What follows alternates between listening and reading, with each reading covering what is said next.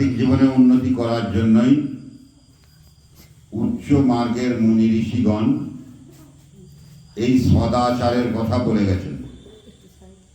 এই সদাচারের শিখাতে যে মুনি ঋষিগণ কি বলছেন?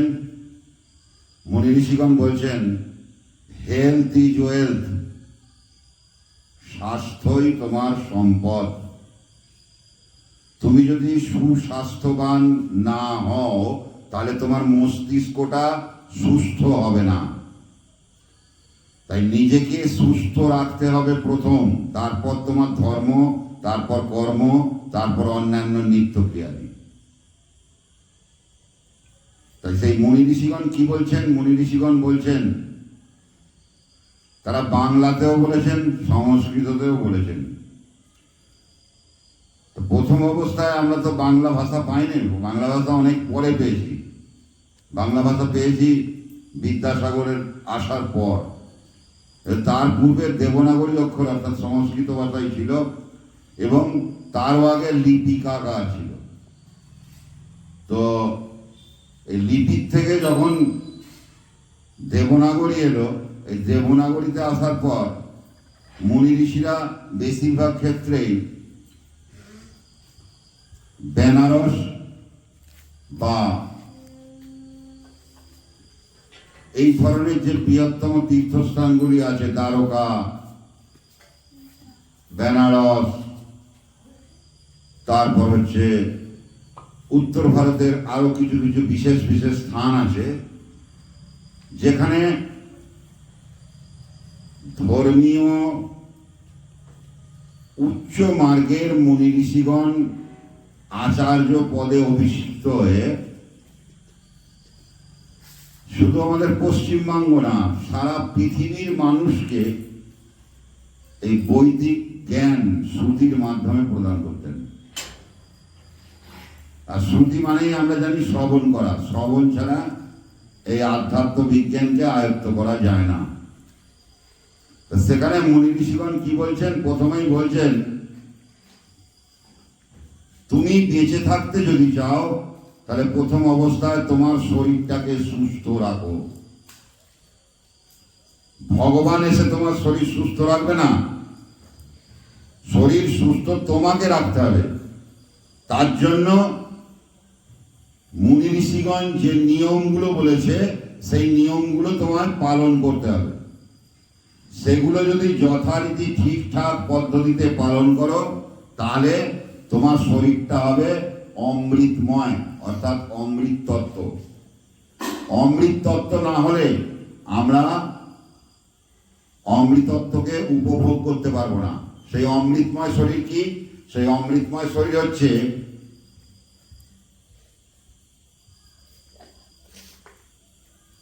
যে মহাপুরুষ এবং মহামানবীর ঐকান্তিক ইচ্ছায় তোমাদের এই দেহটা তৈরি হয়েছে, অর্থাৎ মাতা পিতা, মুনি ঋষি, সাধু, বৈষ্ণব, গুরু যারা উচ্চ মার্গের, তারা প্রথমেই বলেন খুব প্রাতে শয্যা ত্যাগ করো। প্রাতে শয্যা ত্যাগ করার সঙ্গে শরীরের কি সম্পর্ক? প্রাতে শয্যা এই কারণেই ত্যাগ করতে বলা হচ্ছে, সকল শক্তির উৎস প্রধান হচ্ছে সূর্য। যখন ব্রহ্ম মুহূর্ত রাত্রির 3টে বেজে গেল, অর্থাৎ যে গভীর রাত্রির সময়টা ছিল, যেটাকে মহারাত্রি বলা হয়ে থাকে, সেই মহারাত্রি সমাপ্ত হলো। এই 3টের পর থেকে 6টা, এই যে টাইমটা, এর ভিতরে মাহেন্দ্রক্ষণ হচ্ছে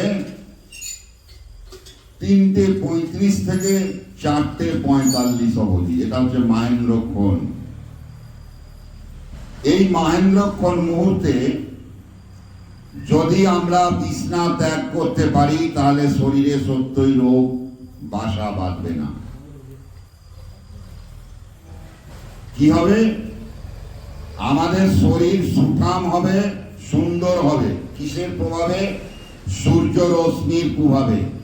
সূর্য যখন দিগন্তে উদ্ভাসিত হবে তার পূর্ব মুহূর্তটা হচ্ছে থালার ন্যায় রক্তবর্ণ, তার থেকে কোনো রকম রশ্মি বিচ্ছুরিত হয়নি, কেবল রক্তবর্ণের আকার ধারণ করে সে ধীরে ধীরে উদ্ভাসিত হচ্ছে, রাত্রি গত হচ্ছে এবং প্রথম দিনের ভাব প্রস্ফুটিত হচ্ছে। সূর্যের রশ্মি তখনও পৃথিবীর মাটিকে স্পর্শ করেনি।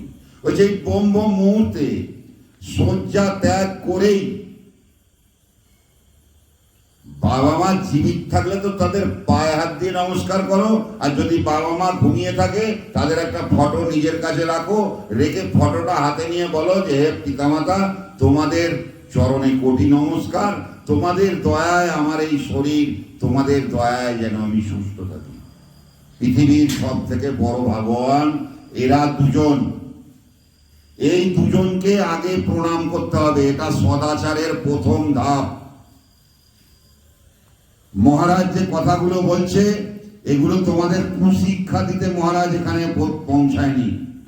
ঠাকুরের দয়ায় তোমরা হয়তো ঠাকুরের কাছে অনেক প্রার্থনা করেছিলে, যার জন্য ঠাকুর তোমাদের কাছে মহারাজকে পাঠিয়েছেন।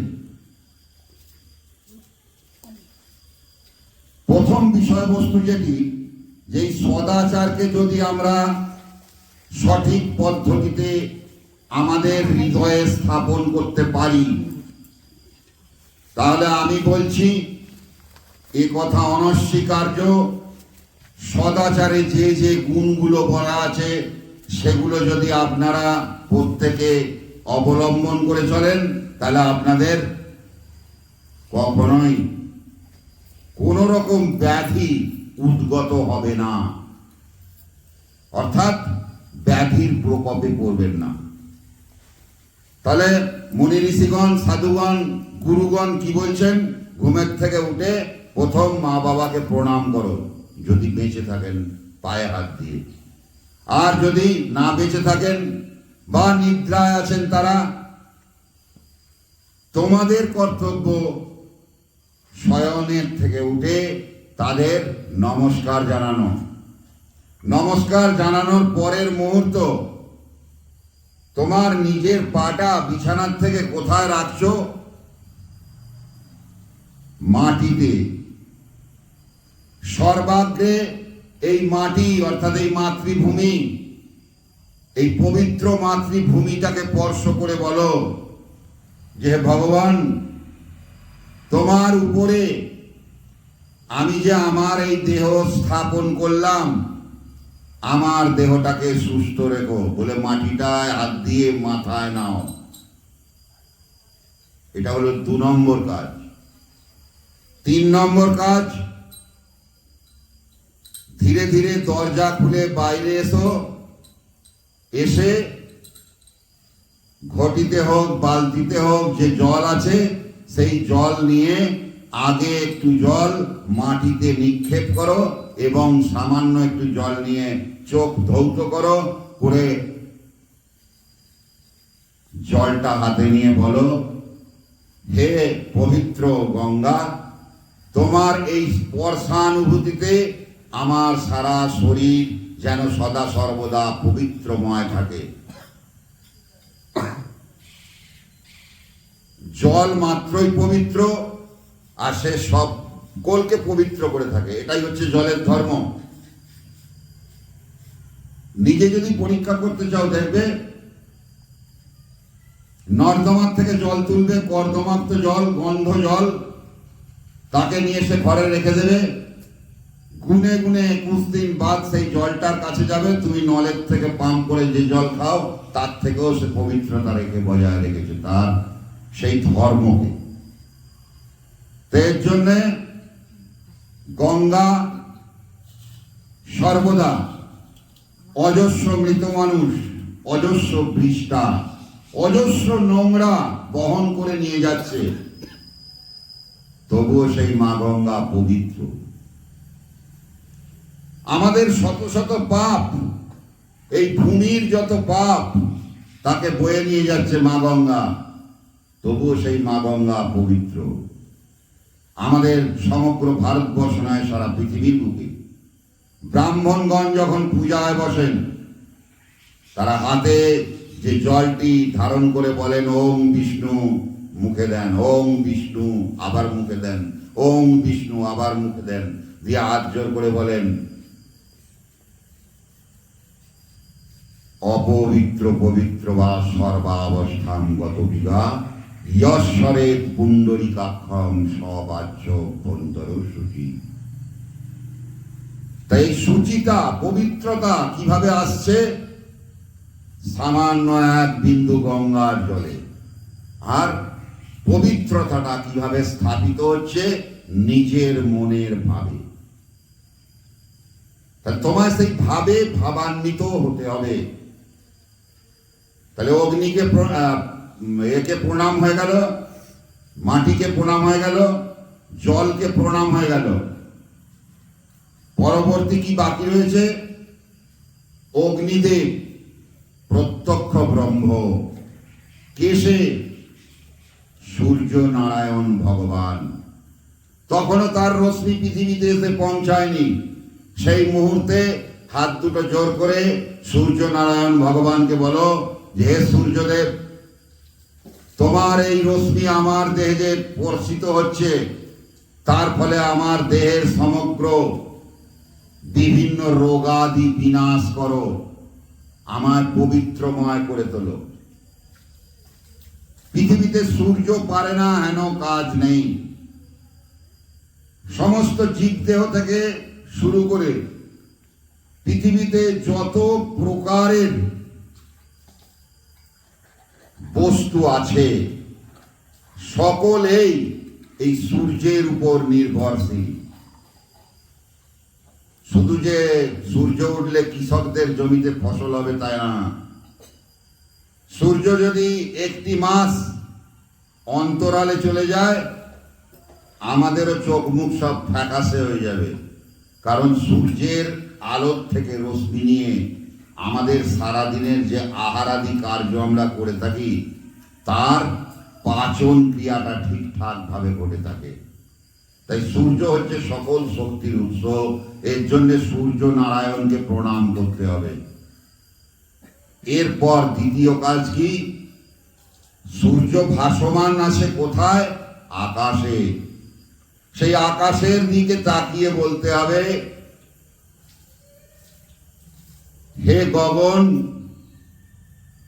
তোমার সান্নিধ্যে এই পবিত্র পৃথিবীর পবিত্রতা এবং সকল কিছু আমি দর্শন করছি, সকল কিছু অনুভবের মাধ্যমে আমার শরীরকে উপজাত করছি। হে গগন, সেই গগনে কত গ্রহ তারা নক্ষত্র নিয়ে তুমি বিরাজমানা, তাদের থেকেও রশ্মি আমার শরীরে আসছে। তাই সমস্ত গ্রহগণ যেন আমার প্রতি সন্তুষ্ট থাকে। তোমাদের মনের মধ্যে প্রশ্ন আসতে পারে, আসল বস্তু যেটা, তোমাদের মনের মধ্যে প্রশ্ন আসতে পারে যে মহারাজ, এই এত কাণ্ড সকালবেলা উঠে কি আমাদের পক্ষে করা সম্ভব? আমি যতগুলো কথা বললাম, এই কাজটা করতে খুব জোর আপনাদের 5 মিনিট সময় লাগে। তাহলে হ্যাঁ, এতগুলো কাজ করতে 5 মিনিট সময় লাগবে। সত্যি কথা, বিশ্বাস করুন, 5 মিনিটের বেশি 10 মিনিট লাগবে না। শুনতে অনেকটা লাগছে। এই কর্মগুলো প্রথম দিন করতে হয়তো আপনার খুব বেশি হলে 15 মিনিট লাগতে পারে, কারণ প্রথম দিন অভ্যাস নেই, ধীরে ধীরে করতে হবে। এরপরে এটা বলেছে মহারাজ, এরপরে এটা বলেছে, উল্টো পাল্টাও হতে পারে, তাতে কিছু যায় আসে না, ঠিক আছে। কিন্তু এটা করতে একটা টাইম চলে আসবে যখন মাত্র 5 মিনিট লাগবে। এই 5 মিনিটে সব কাজগুলো হয়ে যাবে। তাহলে এবারে আকাশকে নমস্কার করার পর কি বাকি রইল? বায়ু, যার দিয়ে শ্বাস নিচ্ছেন। এবার তাকে নমস্কার করতে হবে। তাকে নমস্কার করে কি বলতে হবে? যে হে বায়ুর দেবতা, আপনি সদা সর্বদা প্রবাহমান থাকায় এই পৃথিবীর নৈসর্গিক দৃশ্য আমি উপভোগ করতে পারছি, এবং আমার শরীরের ভেতর যে প্রাণ, তাও আপনার দয়ায়। আপনার এই পবিত্র বাতাস গ্রহণ করে আমার শরীরটাকে পবিত্রময় করি, তাই আপনাকে জানাই কোটি প্রণাম। তাহলে এই বস্তুগুলো, এই কাজগুলো করতে মাত্র 5 মিনিট সময় লাগে। ঘুমের থেকে উঠলেন, মা বাবাকে প্রণাম করলেন, 1 মিনিটও লাগলো না, মাটিটাকে প্রণাম করলেন, 2 মিনিটও লাগলো না, ঠিক আছে। তারপরেই আপনি চলে যাচ্ছেন, জলে হাত দিচ্ছেন, জলটাকে প্রণাম করলেন, তারপর সূর্যের দিকে প্রণাম করলেন, তারপর আকাশের দিকে প্রণাম করলেন, তারপর বাতাস, ব্যাস হয়ে গেল। 5 মিনিটও লাগে না।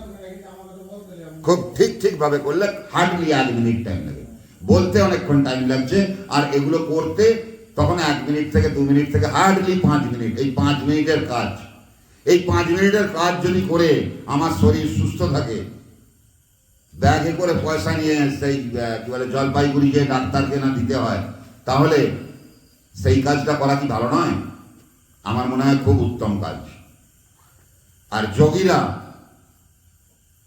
বা যারা যৌগিক শিক্ষা দিয়ে থাকে বা যারা যৌগিক শিক্ষা গ্রহণ করছে, তাদের পক্ষে এই জ্ঞানটা সবসময় আছে যে আমি যত শুদ্ধতা, আমি যত শিষ্টাচার, আমি যত সদাচার পালন করব, আমার শরীর তত মনুষ্যত্ব থেকে দেবত্বে উন্নত হবে। তাহলে মনুষ্যত্ব থেকে পশুত্বে নয়, দেবত্বে উন্নত হতে হবে। পশুর সঙ্গে আমার বিভেদ এইখানেই যে পশু কথা বলতে জানে না, তার থার্ড সেন্সগুলো নেই। আমাদের সেই থার্ড সেন্স বিদ্যমান। আমাদের ভিতরেও এই গৃহস্থদের মধ্যে এমন মানুষ আছে যে কখনোই মিথ্যা বলেনি, এখনো বলছে না, ভবিষ্যতেও বলবে না। সে কিন্তু তার তৃতীয় নয়নকে উৎপাটন করতে পেরেছে। অর্থাৎ আমাদের এই বাম চোখ, দক্ষিণ চোখ এবং ঊর্ধ্বনেত্রটা অবলুপ্ত আছে। এই ঊর্ধ্বনেত্রটাকে সোজা ভাষায় বলা হয় জ্ঞান। তাকে বলা হয় জ্ঞান চক্ষু। আর এই জ্ঞান চক্ষু তখনই প্রস্ফুটিত হয় যখন সে সদাচার পালনের রত হয়। তাই সদাচার পালনের রত হতে গেলে পরে যেটা প্রয়োজন সেটুকুই করতে হয়, তার বেশি কিছু করতে নেই। কারণ সত্যের মধ্যে নিজেকে উপনীত করে তুলতে হয়, মিথ্যার থেকে দূরে থাকতে হয়, আর কদাচার কখনোই গ্রহণ করতে নেই, সবসময় সদাচারে আবদ্ধ হতে হয়।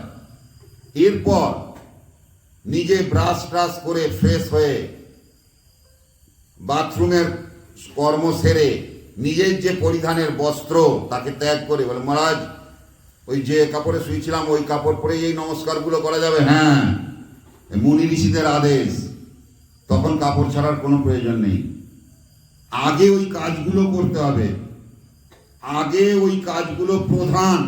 ওই কাজগুলো করার পর নিজের বাথরুম ক্রিয়া শেষ করে, নিত্য ক্রিয়ায় যে বাথরুম ক্রিয়া সেটা শেষ হয়ে যাওয়ার পর, ঘর ঝাঁট দেওয়াটা যেগুলো সব কমপ্লিট করার পর নিজের ওই বস্ত্র ছেড়ে, পারলে আবাহগান একটু শরীরে জল দিয়ে ধৌত করে নিয়ে অন্য বস্ত্র পরিধান করে এবার তুমি ঠাকুরের কাছে বসে জপ করো, ঠাকুরকে ফুল সাজাও, ঠাকুরের পুজো করো, ঠাকুরের কাছে প্রার্থনা করো, যা খুশি করো।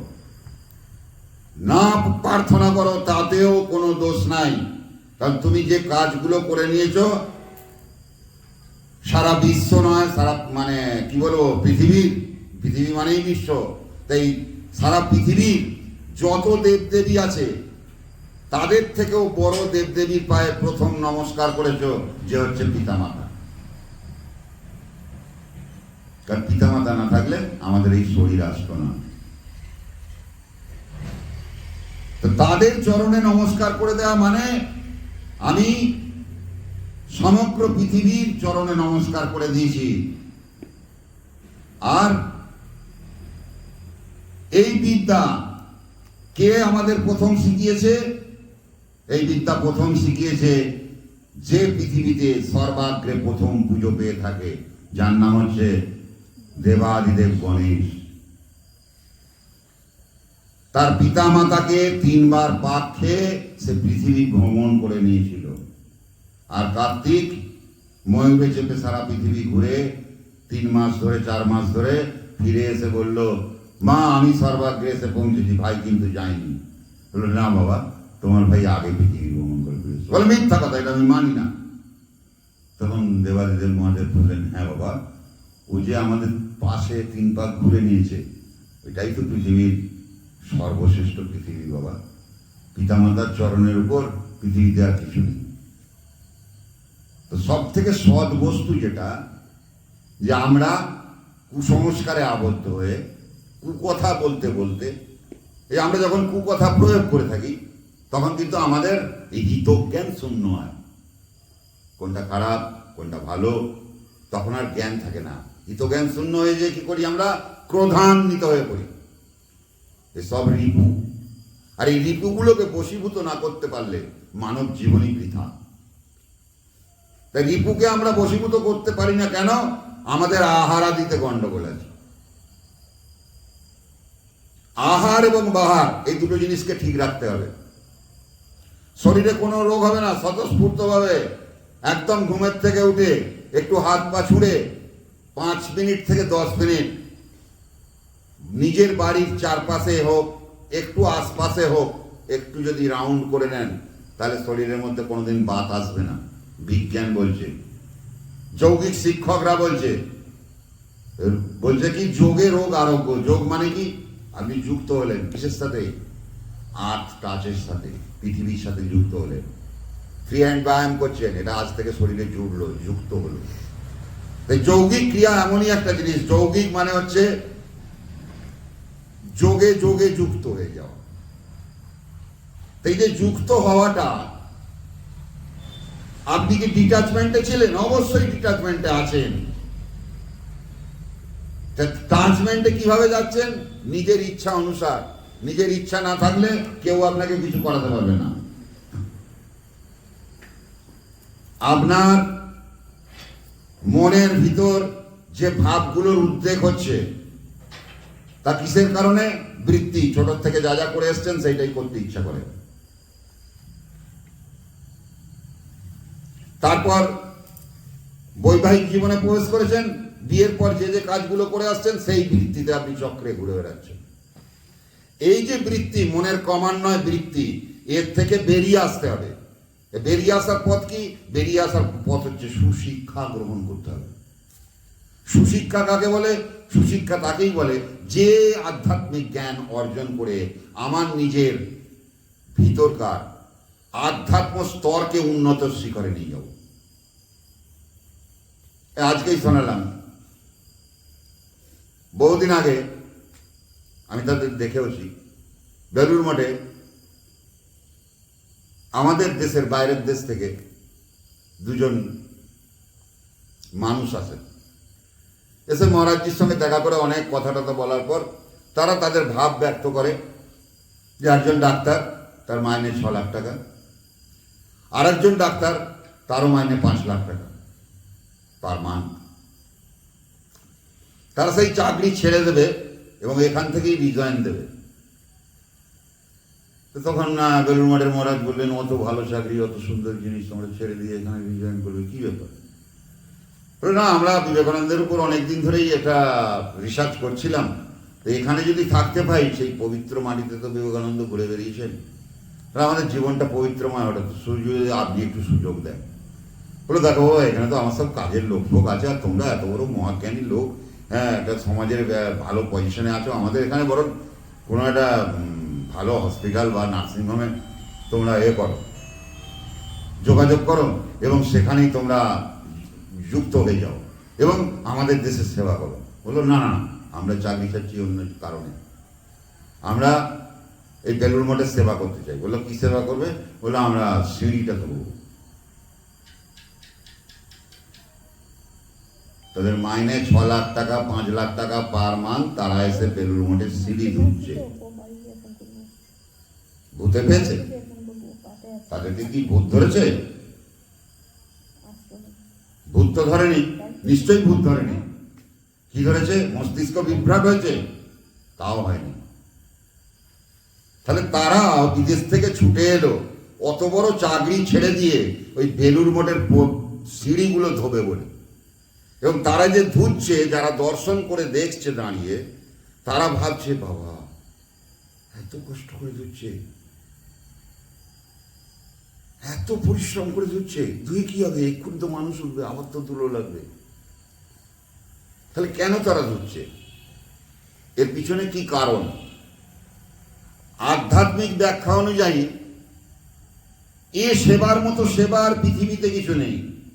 যে এই মন্দিরটা মার্জন করে, ওই ঠাকুর এসে 3 ঘন্টা পুজো করে যা না ঠাকুরের কাছ থেকে পাবে, যে এরকম পুঁছছে সে তার ডবল গুণ পাবে।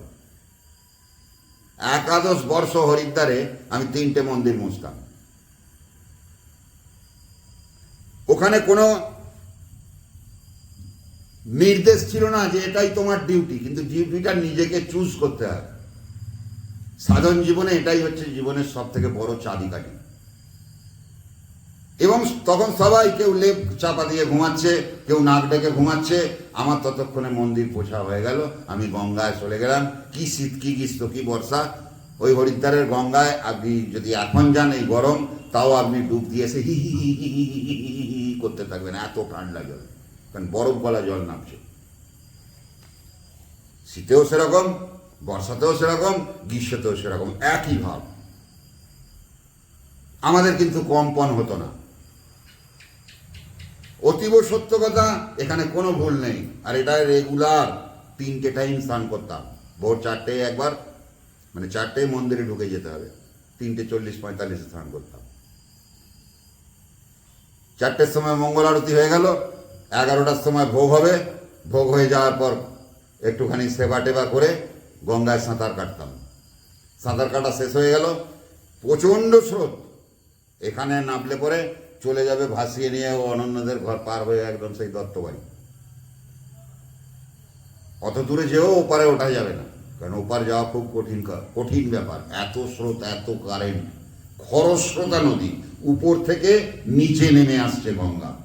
আর সেই খরস্রোতা নদীতে অটোমেটিক্যালি কারেন্ট, মানে তীব্র কারেন্ট, এখানে নামলে ওখানে স্যাট করে নিয়ে চলে যাবে, যত বড় সাঁতারুই হোক।